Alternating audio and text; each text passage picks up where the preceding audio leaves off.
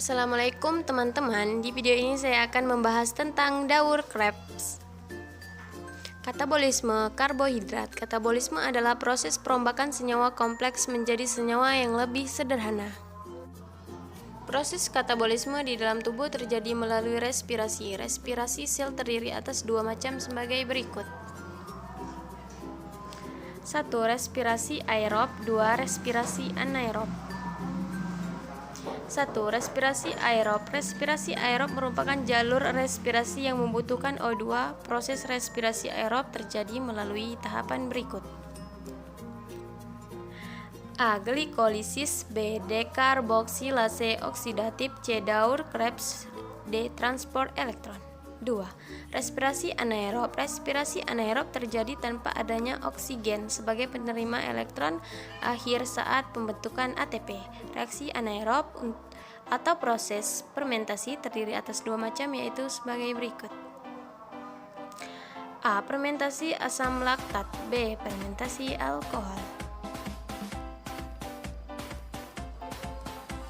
Nah, di sini kita akan membahas tentang daur Krebs. Siklus Krebs adalah serangkaian reaksi kimia yang terjadi pada sel hidup untuk menghasilkan energi dari asetil-CoA, yaitu perubahan dari asam prifat hasil glikolisis. Sebagian besar energi yang diperlukan oleh makhluk hidup berasal dari proses katabolisme atau pemecahan glukosa yang terjadi dalam sel. Pada mulanya, glukosa akan mengalami proses glukosis yang akan mengubahnya menjadi asam prifat.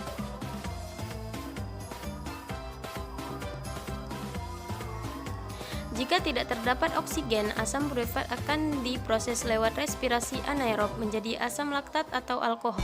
Tapi jika terdapat oksigen, asam prifat akan diproses lewat respirasi aerob untuk diolah menjadi energi air dan karbodioksida.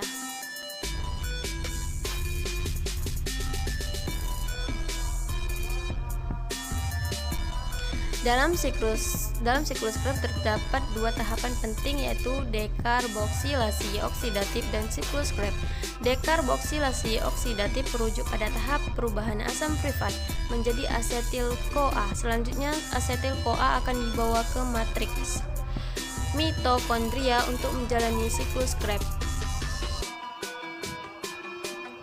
Dekarboksilasi oksidatif. Di tahap dekarboksilasi oksidatif, asam prifat dari glikolisis akan diubah menjadi asetil-CoA. Tahap ini dilakukan lewat beberapa reaksi yang dikatalisis oleh kompleks enzim yang dinamakan prifat dehidrogenase. Enzim ini ditemukan pada mitokondria sel eukariotik dan sitoplasma sel prokariotik.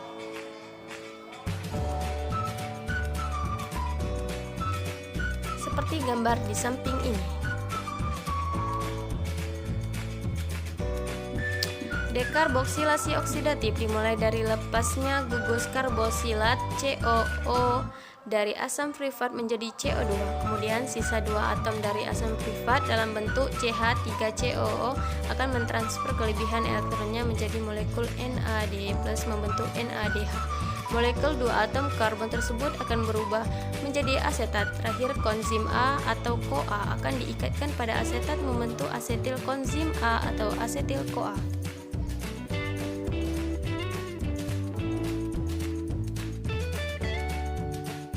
Siklus Krebs. Molekul asetil-CoA kemudian memasuki siklus Krebs untuk menghasilkan ATP, NADH, PDH2, dan CO2. Tahapan-tahapan dalam proses ini akan membentuk lingkaran sehingga disebut dengan siklus.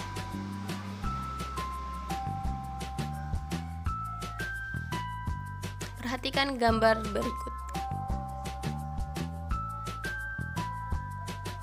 Siklus ini dimulai dengan asetil-CoA berikatan dengan oksaloasetat membentuk sitrat.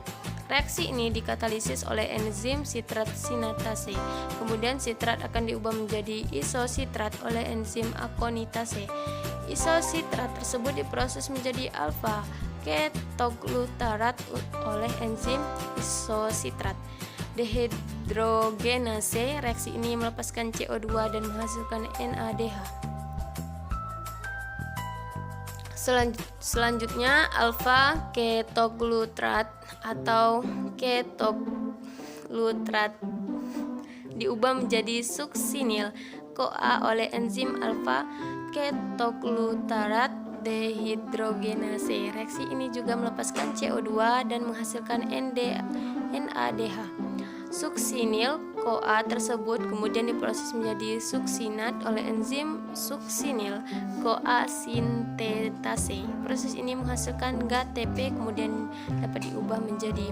Setelah itu, suksinat dari proses sebelumnya diubah menjadi fumarat oleh enzim suksinat dehidrogenase dan menghasilkan VADH2. Fumarat tersebut akan diubah menjadi malat oleh enzim fumarase.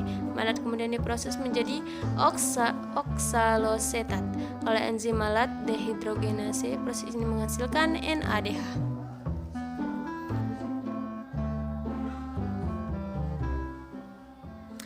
Satu molekul asetil CoA yang diproses dalam siklus Krebs dapat menghasilkan 1 ATP, 3 NADH, 1 PADH2, dan 2 CO2. Karena satu molekul glukosa dapat dipecah menjadi 2 asetil CoA, maka satu molekul glukosa dapat menghasilkan 2 ATP dan 2 NADH dan 2 PADH2 dan 4 CO2.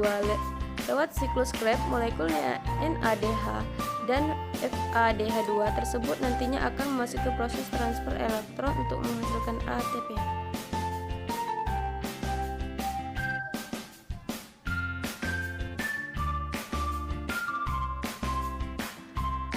Fungsi siklus asam sitrat adalah sebagai lintasan akhir bersama untuk oksidasi karbohidrat, lipid, dan protein. Hal ini terjadi karena glukosa asam lemak dan banyak asam amino di metabolisme menjadi asetil CoA menjadi intermediate yang ada di dalam siklus tersebut. Siklus asam sitrat juga mempunyai peranan penting dalam proses glukogenesis, transminasi, deaminasi, lipogenesis. Fungsi utama siklus Krebs adalah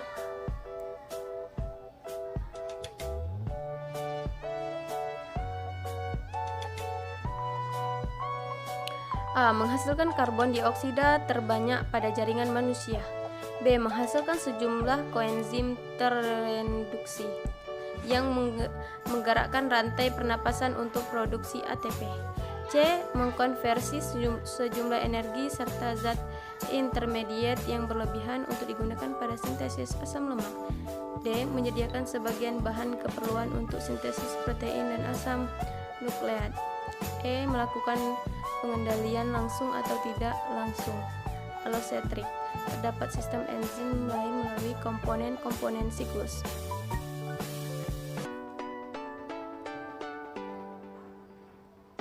Begitulah teman-teman sedikit pembahasan tentang daur Krebs yang merupakan proses respirasi aerob dan merupakan juga respirasi sel.